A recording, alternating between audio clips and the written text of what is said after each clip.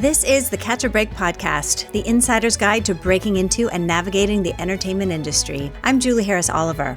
You can find us at catchabreakpodcast.com and all the social media places at Catch a Break Pod, as well as all the podcast places. The presenting sponsor of Season 4 of Catch a Break is Santa Clarita Studios, a full-service independent studio featuring 35 sound stages, an amazing new backlot featuring a New York and LA downtown street with interiors and an alley, fully furnished production office space, and suite-style executive offices along with post-production space. Dedicated to providing an attentive and personally tailored experience for all of their clients, Santa Clarita Studios offers rentals and services to meet any need, any budget. Find them at santaclaritastudios.com. Hey everyone, if you're like me, what you watch depends on what kind of mood you're in. Sometimes I'm craving comedies like Friends or South Park, and sometimes I am totally into dramas like HBO Succession and House of the Dragon. I also love cooking shows like Chopped and Meet Bobby Flay, and don't get me started with movies like Lord of the Rings and Shazam! Fury of the Gods. Well, Max is the streaming destination that has the best of entertainment for whatever mood I'm in, anytime. And plans start as little as $9.99 a month. Max, the one to watch. You have to subscribe though, so visit max.com. We are continuing our Project Greenlight series where we talk to the cast and crew of Grey Matter and get the real behind the scenes of the behind the scenes. We are dropping new episodes every day, so if you want to start at the beginning, go back and start with episode 401. In this episode, I sat down with Rhonda O'Neal, the hairstylist, and Rahimah Yoba, the wardrobe designer. Let me just say, it is a miracle they even took this job considering the phone call from the UPM seemed so suspicious, but I'll let them explain. Okay, have a listen. Welcome to Catch a Break. I'm here today with Rhonda O'Neal and Rahimah Yoba. Rhonda O'Neal is the founder of Beyond the Combs Academy, located in the heart of LA. She, along with her many amazing instructors, help prepare others, especially people of color, to work in Hollywood. Not only does the Academy help prepare others, but it also teaches continual educational classes to learn how to work easily with textured hair and the blending of correct makeup. Rhonda is also the author of Beyond the Combs, a celebrity hairstylist guide to success. It's her story from Houston to Hollywood. She's been a mentor and has spoken on several panels in schools. After following in her mother's footsteps as a hairstylist, she never dreamed she would be here.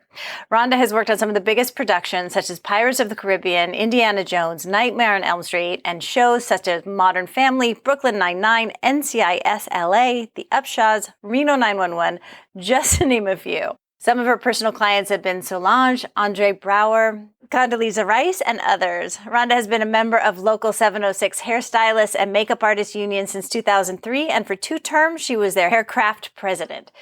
Welcome, Rhonda. Thank you. Thank you so much for having me here. We also have Rahimah Yoba. She combines artistry and attention to detail to the costumes she creates for feature films and television productions. Bringing both the writer and director's vision to life is a collaborative process that inspires her passion for design. Shortly after graduating from New York's prestigious Fiorello H. LaGuardia High School of Music and Art and the Performing Arts, hello fame, Rahimah began her costume journey in the film and TV industries.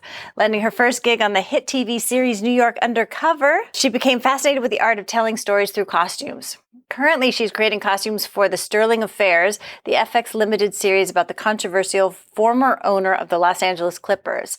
The 6-part series will star Ed O'Neill as Donald Sterling, Lawrence Fishburne as Doc Rivers, and Jackie Weaver as Shelley Sterling. Rahimah's television credits also include The Neighborhood, None of the Above, Empire, and the true crime series Unsolved, The Murders of Tupac and the Notorious B.I.G. Her film credits include Grey Matter, Project Greenlight, and Uncorked, the feature directorial debut from Insecure showrunner Prentice Penny. Rahimah's most recent action-packed thriller End of the Road, starring Queen Latifah and Chris Ludacris Bridges, will air this September on Netflix.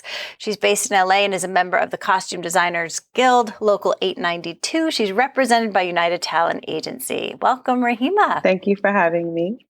So what I'm going to ask both of you, first of all, which is what we always do, is what was your first job in this business and how did you get it? And I'll start with Rhonda. Oh, wow. Thank you again so much for having me here. My first job was Access Hollywood, another actor. She was one of my clients and she referred Sean Robinson from Access Hollywood to my salon. And I started doing her on set, on red carpets, every red carpet there is, from the Oscars to the Grammys. And I didn't realize how wonderful that was and how blessed I was to have that. be in that position now that Instagram is out. Everybody wants to do it. So, but I started there. She invited me to the studio to work, and I worked with her for 8 years, and that's how I got my days to into the union. The rest is history. So you were working with a salon and weren't thinking about, let me get into film and TV?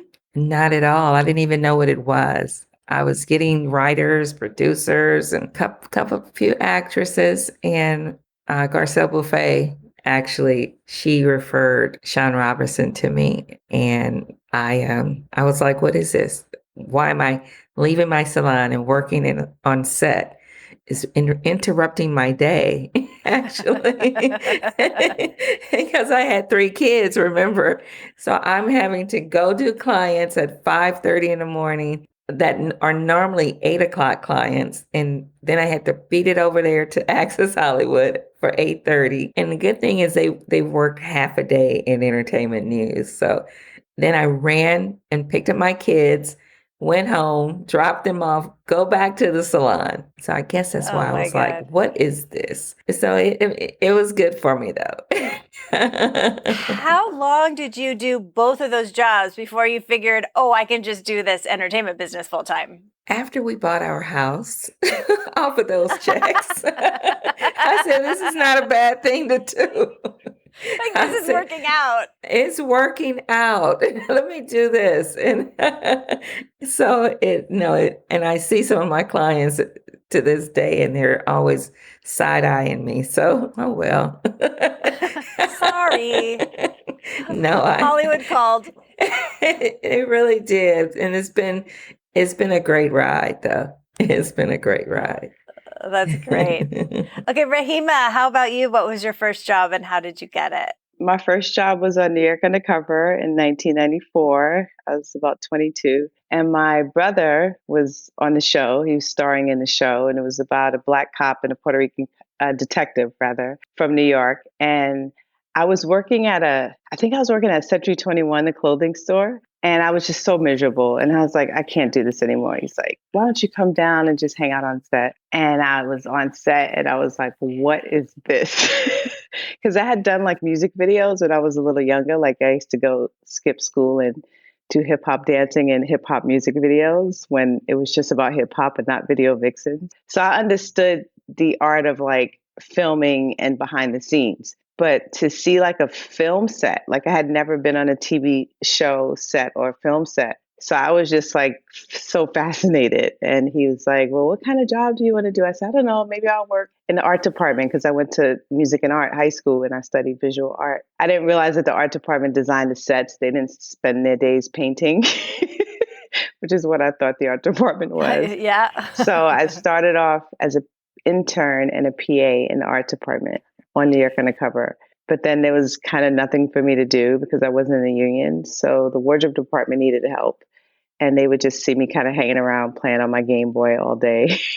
And I started working with wardrobe. So I started off as an intern, and I became a PA. And then it's a lot easier to join the union in New York. So I was able to join the costumers union pretty quickly, like I think 30 or 60 days after. Oh, and then you just worked your way up to become a costume designer?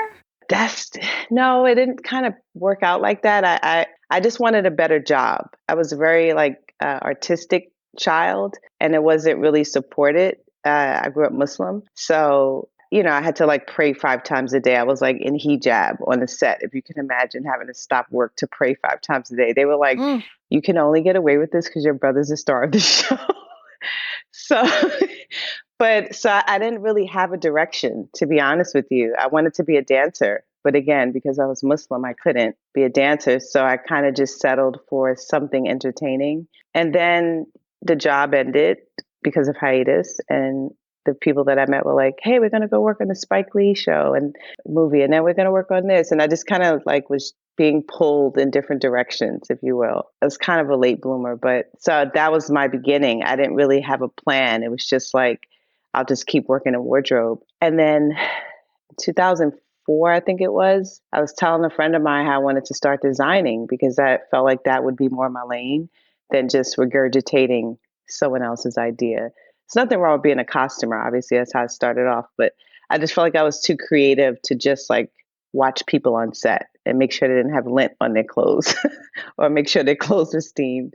So that's kind of how I eventually, the director like literally came up to me and he was like, I want you to design my next film. And I was like, did you just overhear a conversation? He's like, no, I just thought of it. Like, I think you're talented, which I don't know how he figured that out because I hadn't I think something happened on set where I had to change someone's outfit because I think something had a logo on it. And he kind of liked what I put together. That's what it was. So then I started designing, but it was never like a passion until I started doing it. And then I was like, I get to create people. So that's kind of how it went. And then you're like, this is my jam. Yeah. Turns out. That's so interesting to me that were you trying to pray 5 times a day on set? It wasn't trying. That was just part of my religion. Like my brother, people didn't know this. His name is Malik Yoba, but his full name is Abdul Malik Yoba. And do you know him, Rhonda? I have not worked with him, but you all look just alike, so I figured that's who it was. I know. I'd love to work with him. It's like once I say it, yeah, I discovered later, like way after the show was over, I was like, he's a really good actor. My mom's like, are you kidding me? He's excellent. I used to love that show. Oh my gosh. Yeah. And there was nothing like it. It was because there weren't any shows where you saw a Black man as a detective. Like you usually saw a Black man or a Puerto Rican guy, which Michael D. Lorenzo played his partner. They were the criminals in most of these TV shows. So it was unique in that way. And then they wore like all hip hop gear, like the latest of every designer that was out back then, whether it was FUBU or Pele Pele or Sean John or Fat Farm. And the singing. Yeah. And then it was right. And they introduced a lot of the newcomers. Yep, exactly. Coming up, a lot of the artists, which was a wonderful show. Yeah. I feel like I met everyone from like Aaliyah to like Tina Marie to like, I even think Hall & Oates was on the show once. Like, cause I think so. Right? Oh, yeah. wow. So, that was a fun experience. Yeah. And it was my first time. So I was like, this is what it's like. And then I was like, oh, wait, not every show is like this. Amazing. Wow. What a great entree. And it makes me think of a whole nother level of inclusion on set that I hadn't thought about before. If people are actually needing to stop to pray. And I imagine it's not terribly friendly for people trying to do that. Yeah. And I guess because I was so young, I didn't know any better. I didn't know, like, I can't even imagine doing that now. I don't practice Islam anymore, but I can't imagine. I'm like, hold on a second. I know I have a fitting, but I need to, because you don't just pray when you're Muslim. Like you don't just sit there and start praying. You have to go do wudu, which is the washing. So I would have to go to the bathroom that all the extras would be in. And I'm like using up the sink water, trying to like do my, when I think about it now, it's kind of crazy that I did that. And it was Can you imagine? Hold the shot. Hold on a second. I'll do last looks after I do my last prayer. But I was a PA at the time. So I guess it kind of didn't matter because I wasn't like in the union. But I think about it now because, you're there back then, that's when we worked like easily 16 hours. Yeah. And I probably had to pray at least 4 times while I was there, so. Okay, Rhonda, talk to us about behind the combs, because I know we are in this moment, not in this moment, I'm sure we've been this way for the last 100 years, in a crisis of not having enough professionals to really care for Black hair and makeup in the business. And so I know you're trying to help resolve that and provide support. So tell us about your organization. Beyond the Combs Academy, what that is basically, it's a hub. I call it a hub. It's where people can come, learn, and gather together. Because I say it in that way because we as artists, we learn best with our hands. And so I've made a place where I can help prepare people to get into this industry. And as you said, there has not been enough people of color to do what we need sufficiently on set. It's not that it's not enough people, period. It's just not enough people that can do our hair, to do people of color, not just coarse, thick hair. But I get calls from producers to help facilitate, to either bring on other hair and makeup teams, or if I'm available, to do Puerto Rican hair. So their hair or mixed hair. It's not that it has to be thick. It's just a matter of there are not enough people that can do textured hair, many textures. Right. So during the pandemic, which I had already been working on and talking through with one of my good friends from the Urban League, Los Angeles Urban League president, Michael Lawson. And I was going to work with him, but what I was doing was a little different from what they do in the entertainment section of the Urban League. So I said, let me just do this on my own with my team of instructors, which one of my instructors is the first Black male hairstylist to enter into the union.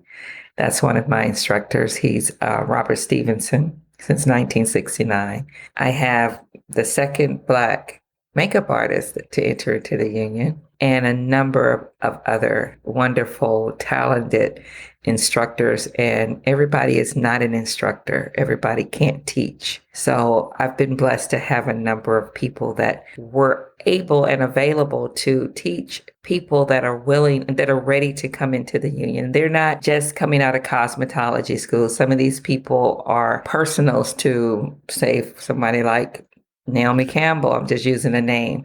So these are hair people and makeup people that have been trying to get into the union and just don't know how. And so I'm there to help prepare them, because hair and makeup, what we do on sets, any part of the crew is not business as usual. So there's no book for it. Basically, you have to have experience to be able to teach that. And so that's what I do. When you get that call, I want to have you prepared and ready. How do people find you?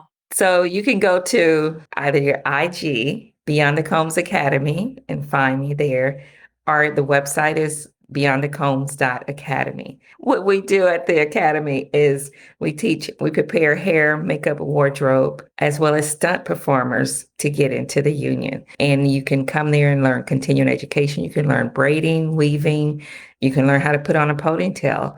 We also have a four-day Hollywood course that can help teach you how to read scripts, break down a script, read call sheets and things of that nature, as well as learn textured hair, learn how to wig application. So there are so many things that you can learn. Barbering, you can learn how to barber, grooming. Keep in mind, one of the specialties is definitely textured hair. So come there whenever you can. Located in the heart of Leimert Park, 4310 Crenshaw Boulevard in Los Angeles. So all the things. Everything. Oh, that's wonderful. Okay, great. Everyone should go sign up. Now, when you got the call for this job, you're doing an independent film, but then also you're doing Project Greenlight, which is on camera while you're doing your job. Why on earth did you agree to do this? Well, I got the call to be department head. And then when the producers called me in, they had read my resume, and then they said that I was basically, they didn't use the term, but kind of overqualified. And could we find someone else could I actually maybe use my students to do it? And I said, okay, that'd be good. But they gave me the script. And when I read the script, I loved it. And I said that I would like to do it. And I was able to bring one of my students on, since it was textured hair. And so I basically said, yes, I wanted to do it when I fell in love with the script. Great. What about you, Rahimah? When I got the call, what was I? I was sleeping, actually. And they had, I guess they had a diversity. I was signed up on a diversity list. I had signed up for a few of them as they were like being emailed to me throughout the pandemic. All of these diversity lists for production companies were being issued for people of color, et cetera. And I got the call, and I usually know everyone that I'm working with, or at least the producers or someone involved, and I knew no one. So at first, I'm from New York. I always think something's a scam. So it's like suspicious first. Suspicious. Don't be suspicious. So at first I was like, because I'm kind of groggy, and I'm like, what is this guy telling me? It was Corey, the producer. And I was like, is this a scam? So I'm looking at my phone, and I'm like, what is he talking about? I'm like, Project Greenlight, didn't that show get canceled? Because I knew it was on before. So to be honest, I thought it was a scam. And then when I realized it wasn't, That's hilarious. he was like, "Were you sleeping?" And I was like, "No, I'm fine." But I really was like, "I think you're a scam artist." I didn't want to say that. But he just sounded so, now that I realized what was happening, he was being recorded because he had already been on camera. So he had cameras in this because he sounded so scripted that it sounded like a scam. He's But totally self-conscious because he's being filmed while he's offering Can you the I job. say this before you finish? I did not put that in, but I actually thought so too. I'm serious. See? I really did too. So, okay, I'm not the only one. But I didn't talk to him. That's It so was someone else funny. that emailed me or called me. And then I was like, and it's not that you had to be from New York. It was like I was a little taken back, and I felt like, okay, what kind of information they want from me? So yes, the same thing happened. That's so And funny. I said, well, if they don't, if this isn't a scam, then okay. And she reached back out to me too, and I was like, okay, what does she really want? You're like, no, we're serious. Yes. This is a real It thing. was hilarious. Yes, okay. Okay, I don't mean to interrupt you, but Oh yes, my I God. felt like I'm that so glad too. you're saying that too. That's a show in Yes. itself. All right, so somehow they convinced you that this is a good idea. Yeah, and then So you signed up. I started Googling it, and I was like, oh, wait, Issa Rae, he mentioned Issa Rae. I was like pulling out bullet points that he mentioned. So at first I watched it again just to kind of refresh, like, okay, let me try to remember, like, the format. I wanted to familiarize myself with the format before I agreed to this thing. So when I watched it, I saw that there were very few scenes. Like I watched the entire season 4. There were very few scenes with the wardrobe department. In fact, you would see someone steaming, and I was like, okay, they have costumers on camera. And then at one point, the director was speaking with the designer, but it was a voiceover, and she was just like showing him fabric.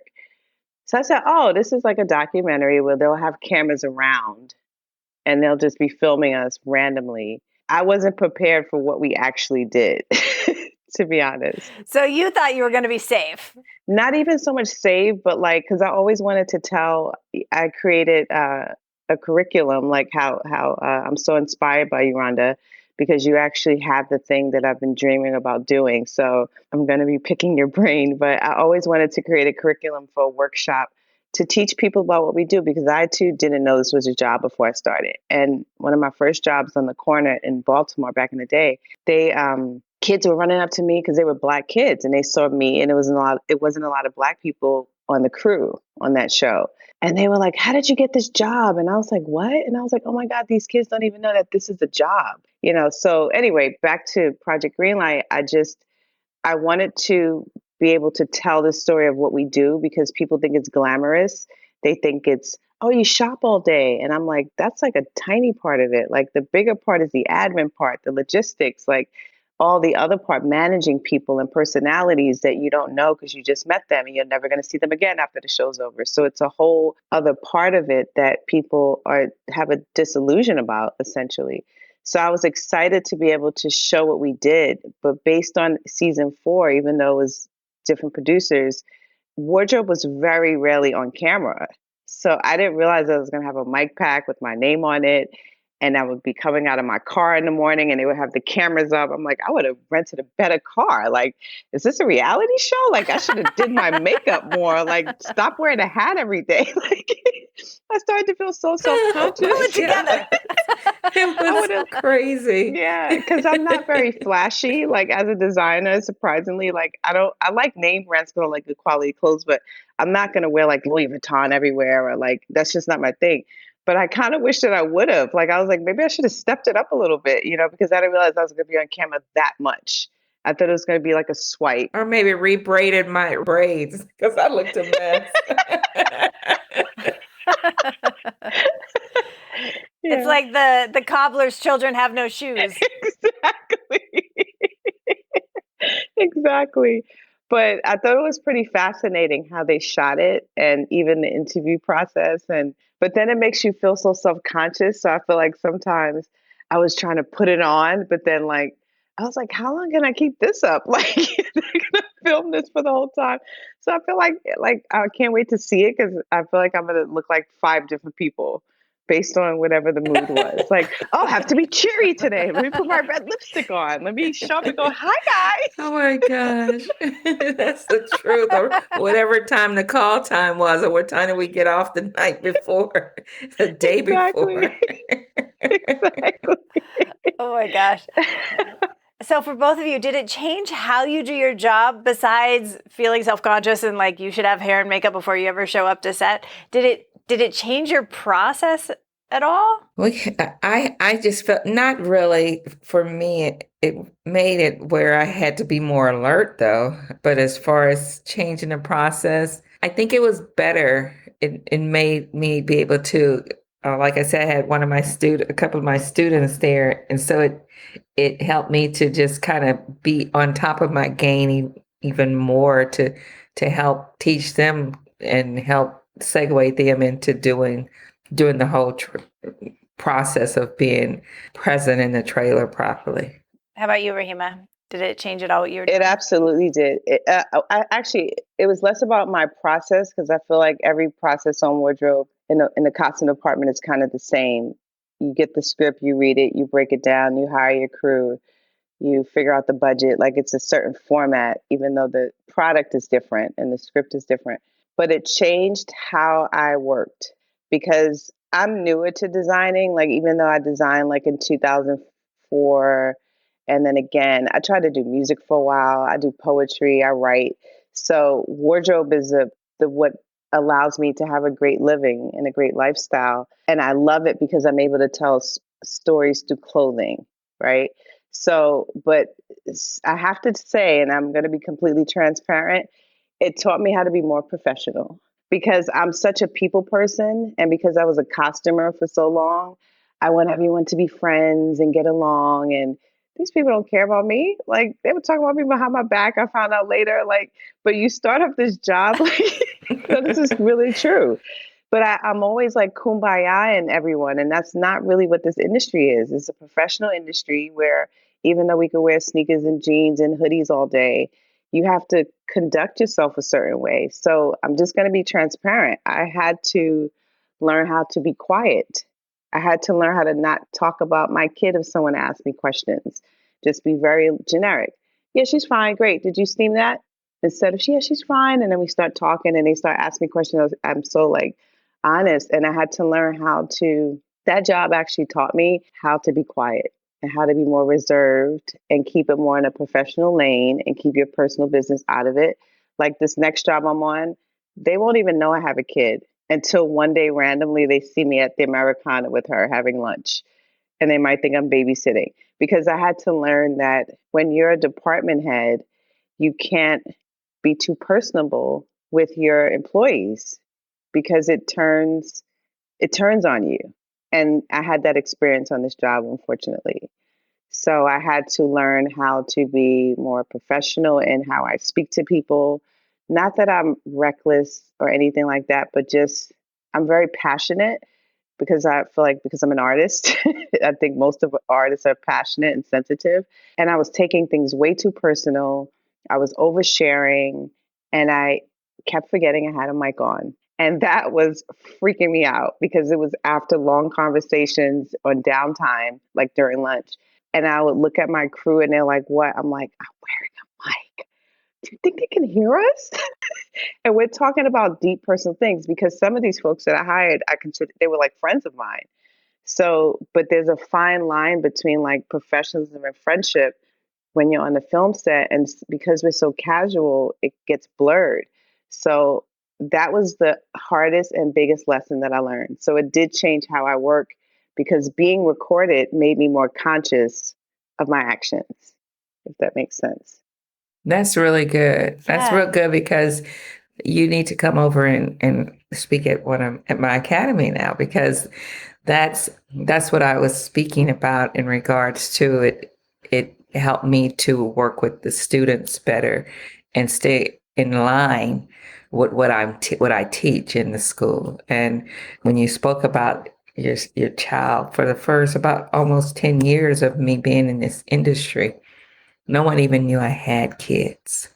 And I had 3 because people don't care about Exactly. us like that in this industry, Yeah. which is crazy. And another thing I do teach, and I wrote in my book as well, is the best way to be on set is to sit down, be quiet, and don't say anything because we're all filmmakers. And in order for us to work and be able to put this production out there, we have to be ready and prepared almost all at the same time. Because if you're doing the hair, if I'm doing the hair, you're doing the wardrobe, each piece of us, it takes to make this movie, it makes this to make this project what it is. We have to be ready and we have to be in place to get the job done. So that's what I had to make sure that my people in the trailer, that I was able to hire even the hair and makeup side to be in place, because when you're shooting at 7 in the morning, 5 in the morning, I'm usually asleep at 9 p.m. We had to be alert. Also, I have a thing when I do work at 4 o'clock in the morning, I allow people to go into the trailer and sleep for about 15 minutes just to get themselves back up. Instead of doing it, we can sleep. I mean, I was even guilty of doing, just taking a nod on set because human beings are sleeping at 5 a.m. So it's best to just go get a little jolt of, get sleep in, and then come back to the set more alert. But yes, I truly agree with you that, you have to learn that everybody's not your friend that you hire. Is basically the quality of who you're hiring. I don't care if they're not my friend. I think that's such good advice about the professionalism and the boundaries about it. And also feel like it's so important that we try to change the business a little bit so that we can admit we have children. I mean, because I went through the same thing too in corporate land, had 3 children for years, people had no idea. But I gotta think there's room for us to try to change the business enough to like actually be humans with lives who work there. We can say that we try that, but everybody's lifestyle is not accommodating us to be able to do that. I mean, like now, yes, it is good to say that you have children, but be careful who we work with. I'm very careful of who I work with now that I'm in this industry. I went through a divorce. I worked with all moms that cared. So if you're going to, put it out there, make sure to me, know who you're working with, who who you're bringing in your camp or who's in your camp. I turned down jobs. Unfortunately, I may be broke for, for a minute, but I'd rather have a peace of mind than to work with people that don't accept, like you said, that accept my kids. Yeah. I was grinding so hard to where I wasn't going to tell people, because I was working on those 16-hour days, that I needed the money first. And so yeah, it's so hard. Yeah.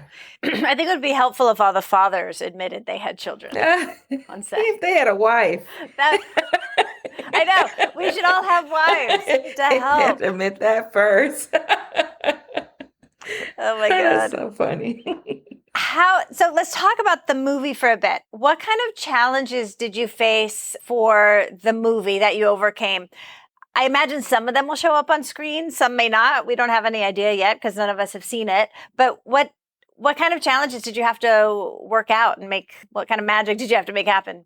The biggest challenge for Gray Matter was the budget. I understood that there would be a budget constraint, which is on every show. And reading the script, I knew that because they were a mom and daughter on the run, and I imagine they laid low and shopped at thrift stores as opposed to like Target stores that have cameras and that sort of thing. I made them, the clothing that I chose was from thrift stores. That was my initial intention. So one of the characters, the mom, Jessica, the actress Jessica, the jacket that I put on her was from a thrift store and it fit her perfectly. She loved it. It was going to take us through the entire film. Now, normally I wouldn't do that because you just never know what's going to happen. So you always want to have like something that you have a double of. But the way it was scripted, I figured we wouldn't need a double. She couldn't get away with this. She had stunts, she had photo doubles, and we had to recreate the jacket. So that was a huge challenge because it did not exist anymore. It was a jacket from a clothing. Did you have to make it? Yeah. I had to find the fabric, the zippers, the leather, all the parts. I had to drop it off at a seamstress's home, and she had to recreate it in 24 hours. She had to make 2 of them because they had added stunts and photo doubles. So, when in 24 hours. Yeah. And she charged us accordingly, which she should have. Yeah, she should. Because this particular jacket, it wasn't like a regular, like simple panel jacket. It had zippers and seams and leather patches. And I mean, it was like very intricate, which is why I chose it because it also felt kind of futuristic, which is what this film reminded me of. So that was one of the challenges. And then because of the budget, again, we didn't have a large crew. They were very, let me see, how many people in my department? Like 4, I want to say. And then the PA, and then once in a while we would have additionals come. But the size of the film was still sizable, even though it was a Project Greenlight film and the concept is about the documentary. And you know what I'm saying? Like sometimes even though the film, even though they can say, oh, this is just a TV show about filmmaking, and then you're going to be designing the film within the TV show, it sounds like a small feat, but it's still an actual film. With stunts and blood, and you're still making a whole movie, right? Yeah. So that was very challenging because we didn't have a lot of money to do it. So as often as I could use thrift store clothes, I did. And yeah, the budget was the most challenging, and the lack of crew that we had available or were able to hire. But we did it. Yeah, you did it. How about you, Rhonda? I will have to agree. It was the budget. I had to create wigs that I had to get a couple of wigs, and I had to also do them myself, basically because it was hard to get people that were a little more qualified for the job that could actually do period work and do wigs to come out there. It was very far for the budget, for the price. So I had to do. And wigs are expensive, aren't they? They are. They can be, but I didn't have anyone to actually do wig work for me. So I had to do a lot of the work myself.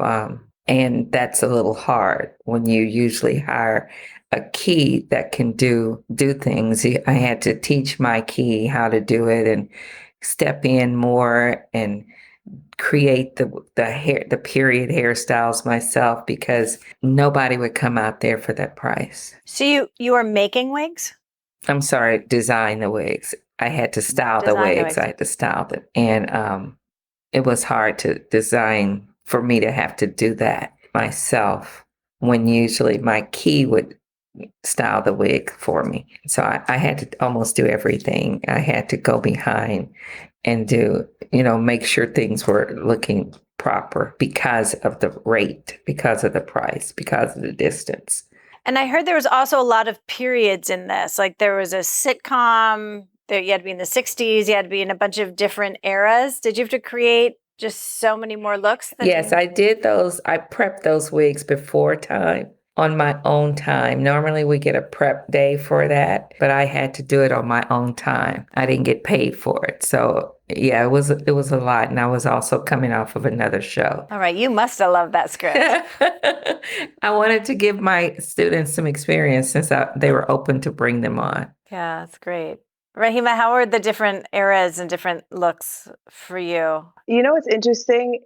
The intention wasn't to have a different era. I think I kind of created that because, again, we didn't have a large budget. So I have a huge kit of stock clothing, and I was trying to figure out how to save money every chance I got. So in this particular day, when I was imagining what the daughter in the film, what her name is, what her imagery would be when she thought of an ideal world, because she loves sitcoms. I wanted to just create the quintessential sitcom mom. And I had this seersucker house coat, and I went to the costume house to rent aprons. And I just found this apron that just happened to be vintage. And when I presented it to the director, she loved the idea. So it wasn't meant to even be a period. It just happened because of the clothing that was available and what I chose to match with it. So then we kind of went with that. Do you know what I mean? Yeah. So then, Rhonda, did that change your hair plan when the wardrobe became period? Yes. And you're like, thank you. No, that's why I was saying that, because it was like, oh my gosh, this isn't what I read. This that's not what I was like, that wasn't what I planned for. No, I have to go and I have to go design a wig, and that takes time. So you're like, oh, I'm not sleeping. Okay. I'm sorry. What's crazy is that it's not until we saw the laugh. picture. When we saw the to picture, keep we were from like, cussing. but it wasn't even the intention. I was like, oh my God, she looks like one of those moms from like the 50s. But it was only once she put it on, it like came alive in the 50s or something, or 60s. So that wasn't even the intention to make it period. It was a beautiful piece. Oh my God. It was a beautiful scene. Oh my God, that's so funny. It was hilarious. I'm laughing because my brain it wasn't working. And I put the wig on her on the wrong day. So we were like, it was a mess. It was a mess. And Miko had to come in there and say, Rhonda, you're doing a great job, but this isn't the right day for it. My brain was still getting off at 7 a.m. I was like, what? Oh my gosh. So we were able to get it together, but we didn't slow down production. It was like the whole trailer that particular day was chaotic. It was like the makeup artist. One of the makeup artists didn't get there for 2 hours. Another one was 2 hours late. The other one was about an hour late. I'm putting on the wrong wig. And it was like... But the thing is, when they kept saying she needs to be in her period look, I was like, what period look? There's no period look in this show. And I was like, oh, I think it's because once I got that period apron, everyone just started calling it that. And I was like, oh my God, what did I do? Like, what have I created? You really created something. That's hilarious. Like, you thought you found a cute apron, which caused a whole cascade of people running around going crazy. Okay, so I'm not crazy. No, you're not. It was something.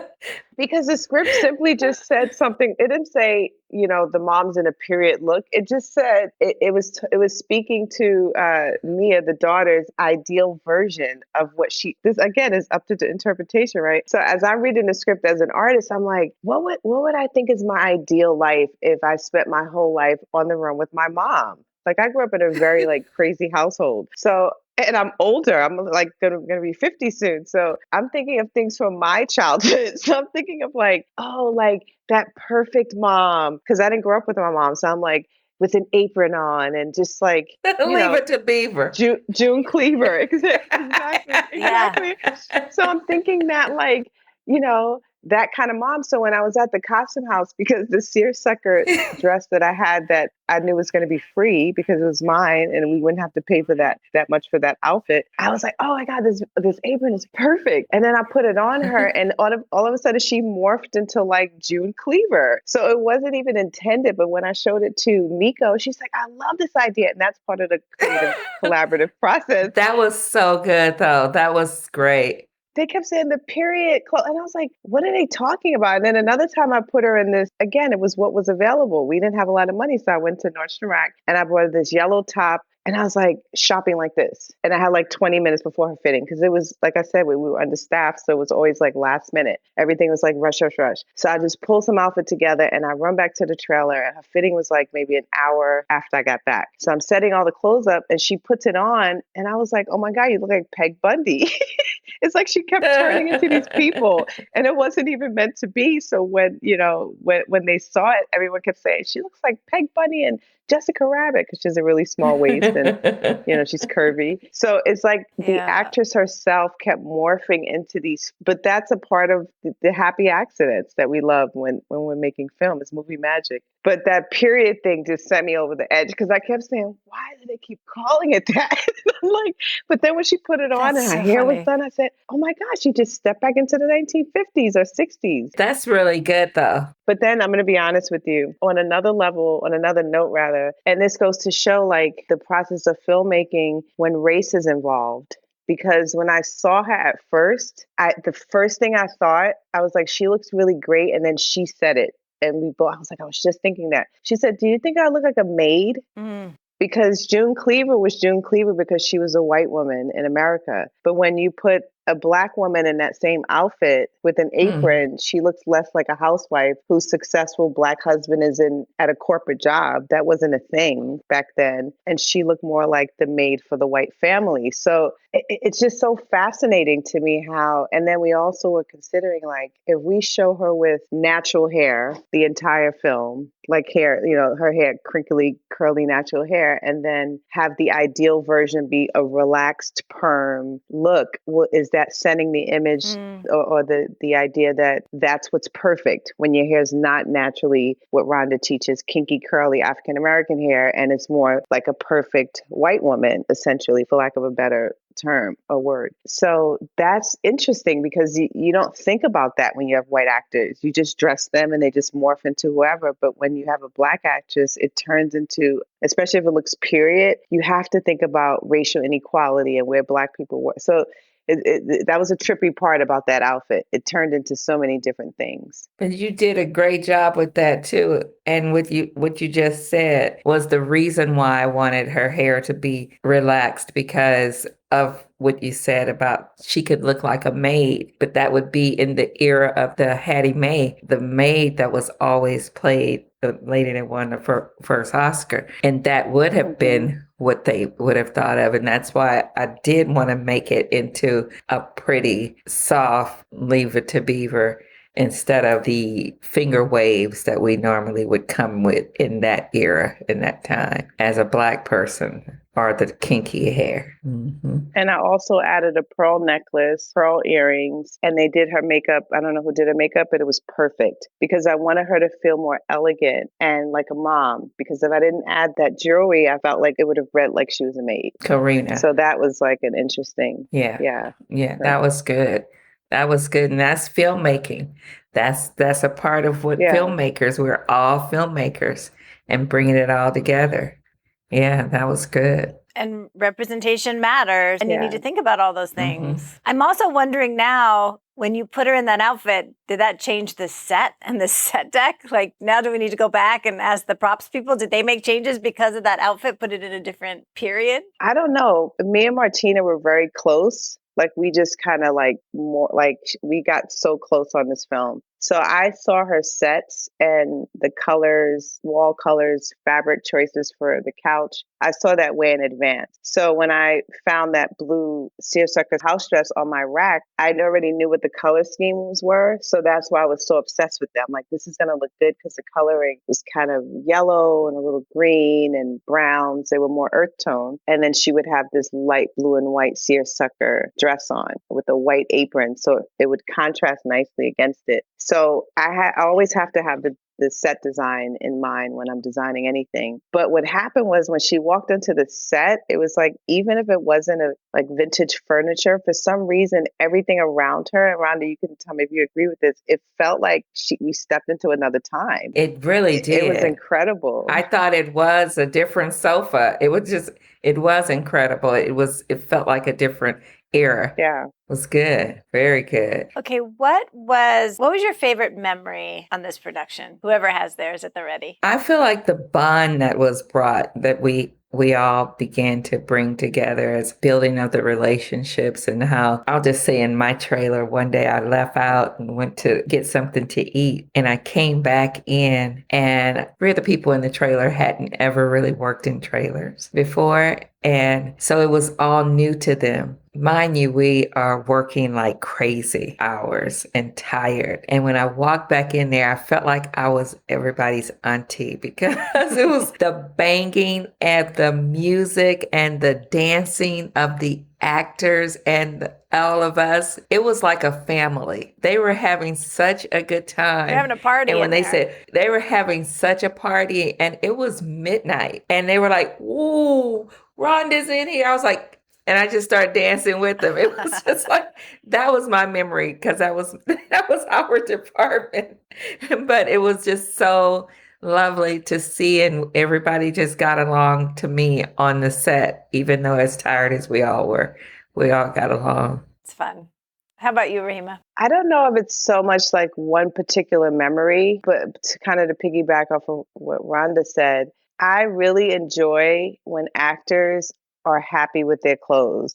Like it's less about me. And look, I designed the show, and it's like, how do you feel like you pulled this out of your closet as an actor? If because my job is not really done unless the actor feels like they are comfortable. And Jessica, I feel like every single time I saw her, from whether we were doing something in the 90s or the infamous period costume or the Peg Bundy look, she just kept saying, I feel so good. And to be honest with you, that was my favorite part. Like it was less about me being on camera, even though I tried to pull it together for those moments. And it was unique and interesting. I thought my favorite part was going to be me being able to tell the story of costume designing as it pertains to behind the scenes. But my favorite part wound up being when the actors just simply, the kids on the show, they were like, this is how we would really dress.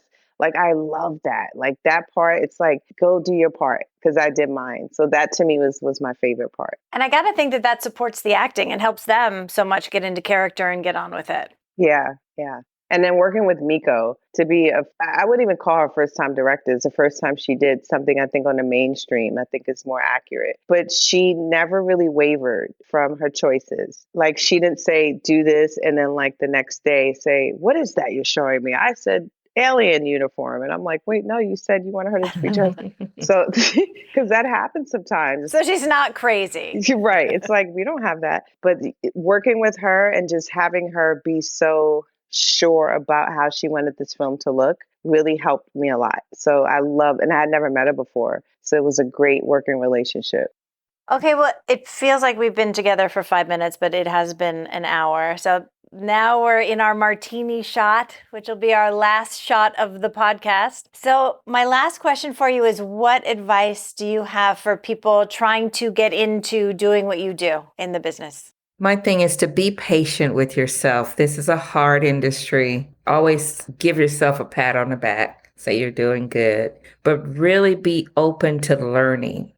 Although you have a ton of skills, there are so many things that happen from production to production. You have to be accommodating. Always be a student and build great relationships along the way, because this industry is not business as usual, but it's built on relationships. It's not always how well you do the job. It's how you treat people along the way. I love it. I love the always be a student, I think is so important. And of course, the treating people well, that's the thing that's going to carry you all the way through. Yes. That's been what's helped me in this industry, that I can pick up the phone when I don't have a job and say, hey, or text nowadays and say, hey, I'm available. And the next call that I get is, can you work these days? Or can you work on this show? Yeah. And that's what's helped. Rahimah, what's your advice? I have a few things that I would give as advice. Literally everything Rhonda just said. It's so accurate, because our next job usually is determined on what our reputation is. You know how they say your reputation precedes you? So a lot of jobs that I've gotten in this industry, which is why I thought Corey was a scam artist, was not to bring that up again, but I really did. But I've usually gotten jobs from producers, actors, directors that I knew before, and they love how I work. I would say absolutely show up way before your call time. Not way before, but if your call time is 7, show up at 6:45, because you always want to be ready to work when you get there. Do your job with excellence. Treat it like this is your own production, meaning really care about the folks that you're working with, whether it's the people in front of the camera or behind the scenes. Have an end game for sure. and have a B plan. I really wish when I started in this industry that I would have had something else running alongside of it, like a clothing line or gotten a degree in marketing or business or something else. Because when the curtains close, you are often wondering, how am I going to get another job? And it's very nerve wracking sometimes when you're sitting around on unemployment trying to wonder where if you had some other business running alongside, that would be your others, especially now. There's so many other ways to make money and to generate income and multiple streams. So I would absolutely suggest if you're intending on getting into this business because it takes up so much of your time, you should start a business outside of this. And definitely treating folks right. I'm not into coming on sets and being the devil wears Prada at all. I want people to have fun, but still have a level of professionalism. Again, what we spoke about earlier is set etiquette, not freaking out when you meet your favorite star, but learning how to control yourself and keep it inside and call your friend at lunchtime and tell them later who you just met. And then also boundaries. Understanding that until we get to a point where the industry really cares about what happens in your personal life, the pandemic did that a little bit. I've never heard of so much diversity in terms of POC, BIPOC. I think it's Black person, Indigenous people of color. Yeah, pronouns, like that wasn't a thing when I was younger. What's your pronoun? What are you going to be called? So there seems to be so much more inclusion, which oddly enough happened during the pandemic when we were all secluded. So maybe that will continue in that people will now care about your personal life. But until then, keep the door closed and just go to set and focus on the art, the craft, being a good person, getting the job done. Because what do we usually have? 3 months to a year to do the production and it's over in the can. And then it lives in infamy. So those would be the long list of advice I would give to anyone getting into the industry. Well, this has been so fun. It was so nice to meet you both. I can't wait to watch the show, and I hope you get all the screen time. That'll be the best. So, Rhonda O'Neal, thank you so much. Thank you for having me. This is wonderful. And Rahimah Yoba, thank you so much. Thank you. You're welcome. All right. Thanks for being on Catch a Break. This has been Catch a Break, Project Greenlight Edition. I'm Julie Harris Oliver. I'd like to thank our guests, Rhonda O'Neal and Rahimah Yoba. And special thanks to Groovy.com, a dynamic platform that connects people to productions worldwide. Please check out our website at catchabreakpodcast.com and follow us on all the social media. Catch a Break is produced in partnership with Catchlight Studios and the Other 50%. Our theme music, Mantra for a Struggling Artist, was composed by Andrew Jocelyn. Thanks for listening, and be sure to go watch Project Greenlight and then come back and check us out for the behind the scenes of the behind the scenes. Next up, we talk on-set sound and video assist with Savannah Peters and Sarah Glazer. In the meantime, I hope this helps you to catch a break.